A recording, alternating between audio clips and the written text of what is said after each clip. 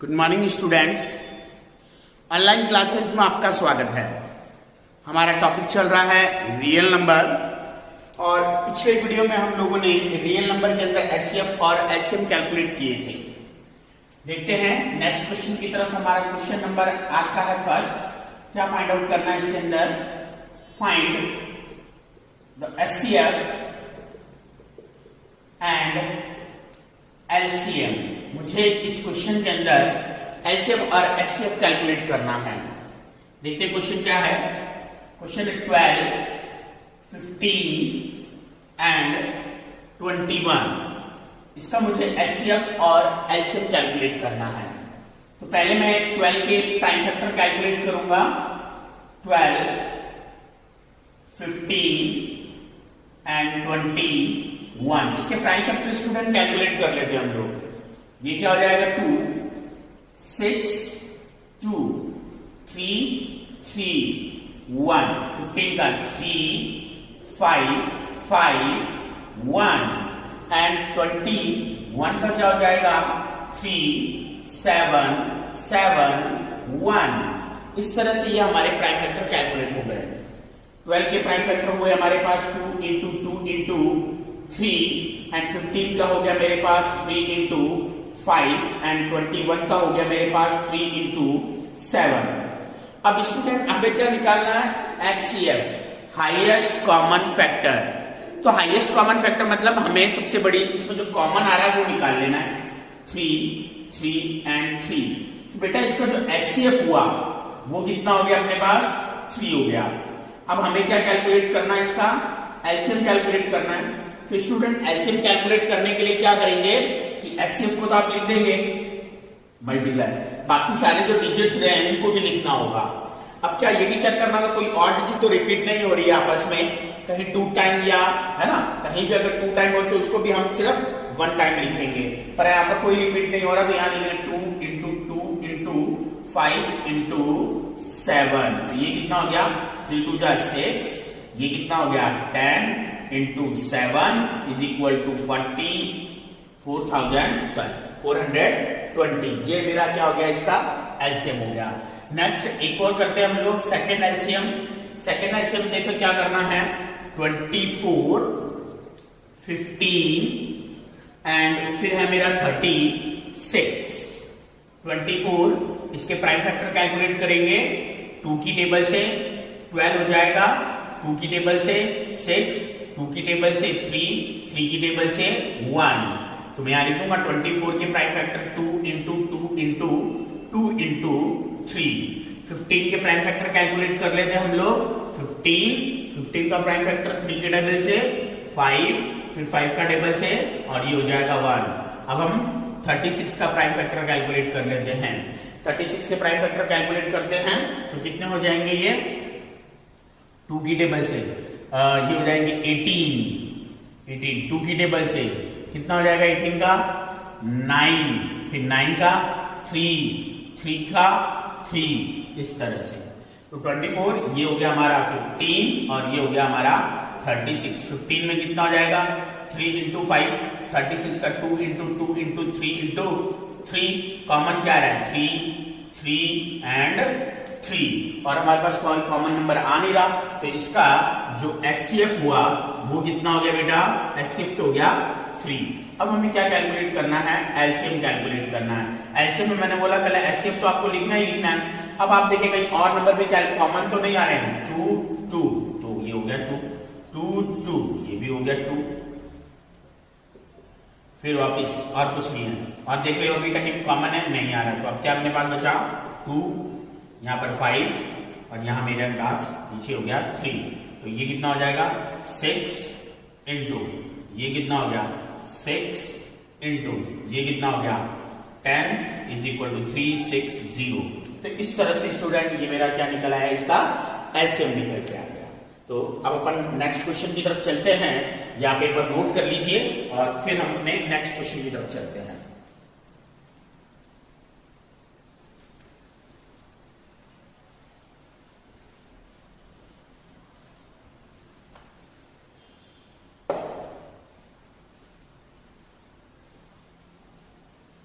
देखें नेक्स्ट क्या है हमारे पास, नेक्स्ट है क्या, 17, 23 एंड 29। किस तरह से करते हैं इसके, 17 का फैक्टर 17 ही होगा, 1 हो जाएगा, 23 तो 23 और ये क्या हो जाएगा 1, 29 का क्या होगा, 29 से ही होगा, इसका भी हो जाएगा 1। तो अगर इनके फैक्टर देखें 17 के तो क्या होंगे, 17 इंटू 1 लिख सकते हैं हम लोग। फिर 23 का फैक्टर क्या होगा, 23 इंटू 1, और फिर 29 का कितना हो जाएगा, 29 इंटू 1। तो बेटा इसका जो एचसीएफ आया, देखिए अब एचसीएफ तो कुछ भी खास कॉमन है नहीं, तो यहाँ एचसीएफ कितना आ जाएगा, 1 आ जाएगा, है ना, कोई भी नंबर कॉमन आया नहीं, पर वो 1 1 में तो सबका होता है फैक्टर, इस तरह से। अब एलसीएम कैलकुलेट करना है तो एलसीएम तो पता ही है, 17 इंटू 23 इंटू 29 को मल्टीप्लाई करेंगे और इसका क्या आ जाएगा, एलसीएम आ जाएगा। स्टूडेंट आप देखें नेक्स्ट क्वेश्चन इसी तरह से हमारा है एक 6, 72 और फिर है हमारा 12। 6 के फैक्टर कर लेते हैं, 6 2 की टेबल से 3 और ये हो जाएगा बेटा 1। 72 के फैक्टर कर लेते हैं हम लोग, 72 2 की टेबल से कितना हो जाएगा 36 का फिर 2 की टेबल से कितना हो जाएगा 18, फिर 2 की टेबल से कितना हो जाएगा बेटा 9, फिर 3 की टेबल से 3 और ये हो गया बेटा अपना 1। अब इसी तरह से हम 12 का भी कर लेते हैं, 12 है ना, तो 12 का कितना हो जाएगा 2 की टेबल से 2, ये हो जाएगा 6, फिर 2 की टेबल से 3 और ये हो जाएगा 1।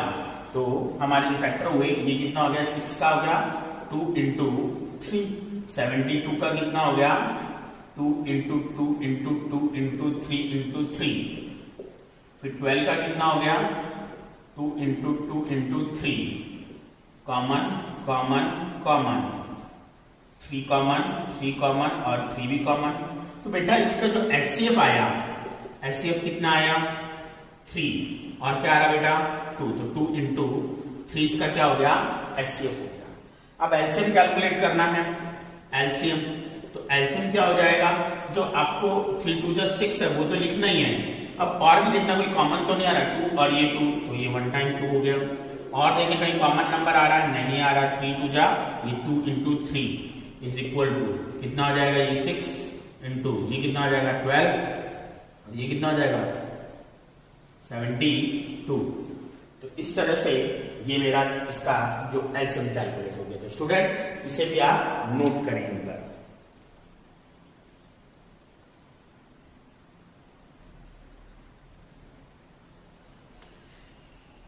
नेक्स्ट क्वेश्चन बहुत ही इंपॉर्टेंट है हमारा ये, prove that √2 is a irrational number, कि जो √2 है ये एक इर्रेशनल नंबर होता है, ये हमको स्टूडेंट प्रूव करना है इसके अंदर। तो हम किस तरह से करेंगे, बहुत ही इंपॉर्टेंट है ये क्वेश्चन, एग्जाम में पूछा जाता है ये जनरली और बहुत ही इंपॉर्टेंट है और बहुत ही सिंपल है। हम इसी तरह से √2, √3, √5 के भी क्वेश्चन इसमें क्या कर सकते हैं, सॉल्व कर सकते हैं।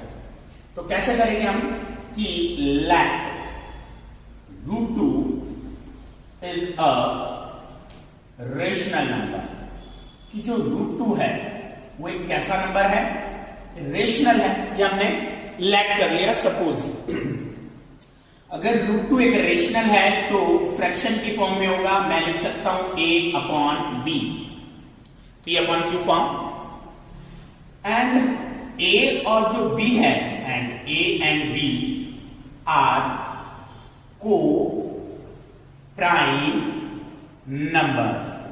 को प्राइम नंबर का मतलब यहां पर a और b का कोई भी कॉमन फैक्टर नहीं है, इस बात का ध्यान रखें। अब इस b को मल्टीप्लाई में भेज देते हैं, b √2 इज इक्वल टू क्या हो जाएगा बेटा a, डिवाइड का मल्टीप्लाई में आ गया। अब स्क्वायर रूट है इसलिए हम क्या कर देते हैं, बोथ साइड स्क्वायर कर देते हैं।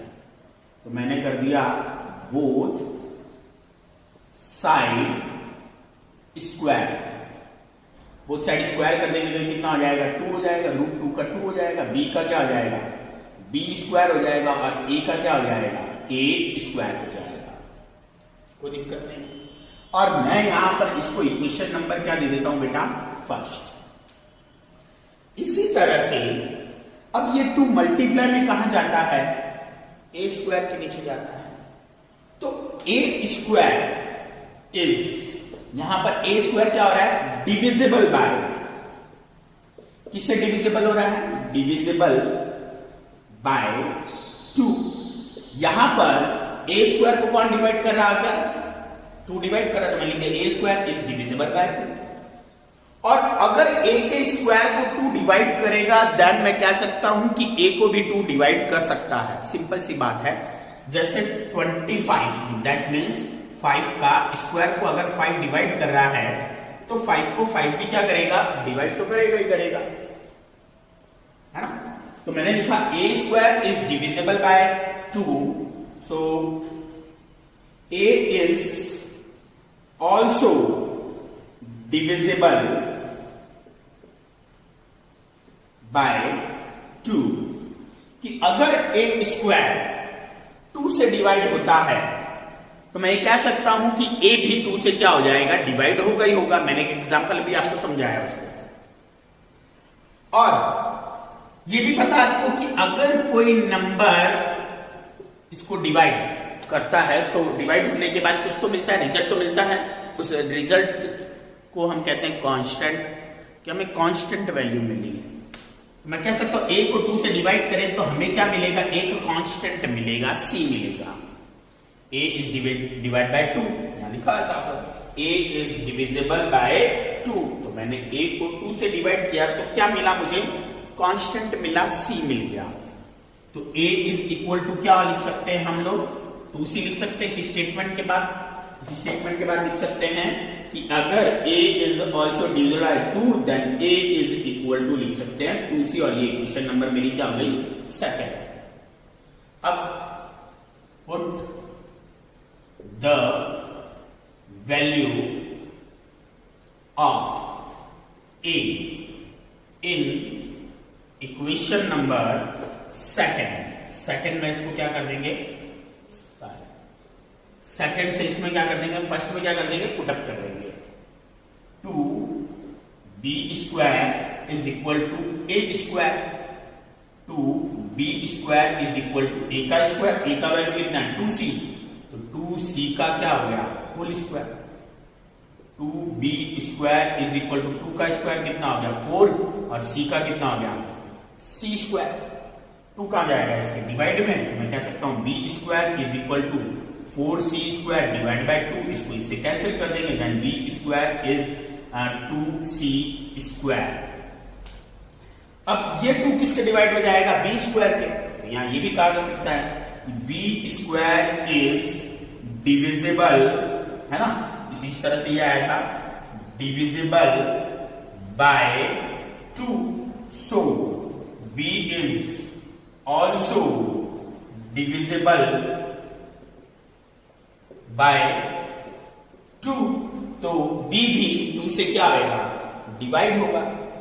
दैट मीन्स कहने का मतलब a भी 2 से डिवाइड होता है और b भी 2 से डिवाइड होता है। तो हम यहां कह सकते हैं कि a and b have at least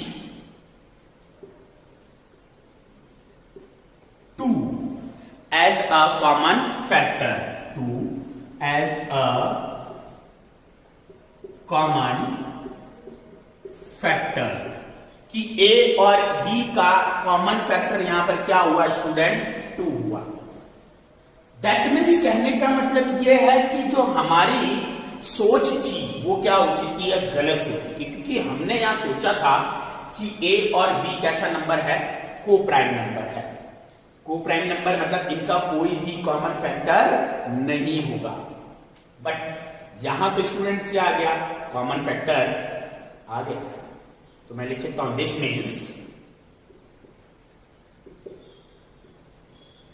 this means that our, जो मेरी सोच है, हाइपोथेसिस, मेरी जो सोच है वो क्या हो चुकी है, गलत हो गई है। हाइपोथेसिस क्या हो चुकी है, इज रॉन्ग। जो this means that our hypothesis is wrong, जो मेरी सोच थी वो क्या हो गई है, गलत हो गई है। सो वी कैन कंक्लूडेड कि जो हमारा √2 था, है ना, जो हमारा क्या था यहां पर √2 था, वो कैसा नंबर होगा, इर्रेशनल नंबर होगा। Concluded that √2 irrational number, that means this means मतलब ये वाला जो बात है, a और b have 2 as a common factor, this means that our hypothesis is wrong, जो मेरी सोच थी वो गलत हो चुकी है। किस तरह से गलत हो चुकी है, क्योंकि यहां पर स्टूडेंट क्या हुआ है, a और b का कॉमन फैक्टर आ चुका है, और हम यहां बात कर रहे थे कि इनका कोई भी कॉमन फैक्टर नहीं है। तो इस तरह से ये हमारी जो सोच थी वो गलत हो गई है। सो वी कंक्लूडेड दैट √2 कैसा नंबर होगा, इर्रेशनल नंबर हो जाएगा। तो स्टूडेंट इस तरह से ये हमारा क्वेश्चन क्या होता है, कंप्लीट होता है। आप भी प्रूव कर सकते हो, प्रूव √3 इर्रेशनल नंबर, ये आप एक क्वेश्चन करेंगे, और आप इसमें भी ये भी करके बताएंगे सेम √5 इर्रेशनल नंबर। ये भी आपको 2 क्वेश्चन इसमें आपको करने होंगे। इसको एक बार नोट कर लीजिए, और फिर मैं आपको थोड़ा बता भी देता हूं कि इसका स्क्रीनशॉट ले लीजिए आप लोग, मैं आपको बता देता हूं फिर आपको किस तरह से ये क्वेश्चन करना होगा इसके अंदर। चलिए, तो आपको इसमें कुछ नहीं करना है, जैसे √3 का है तो यहां पर आपकी 2 की जगह 3 हो जाएगा, ये 3 हो जाएगा, ये 3 हो जाएगा, ये 3 हो जाएगा, और फिर 3 हो जाएगा। इस तरह से आपको बस सॉल्व करते जाना है इसके अंदर। तो ये चीज क्लियर हो चुकी होगी, है ना स्टूडेंट्स। तो स्टूडेंट आज की क्लास हम लोग यहीं कंप्लीट करते हैं। नेक्स्ट वीडियो के अंदर हमारी नेक्स्ट इसके आगे जो रिलेटेड क्वेश्चंस है उसे करेंगे। Thank you.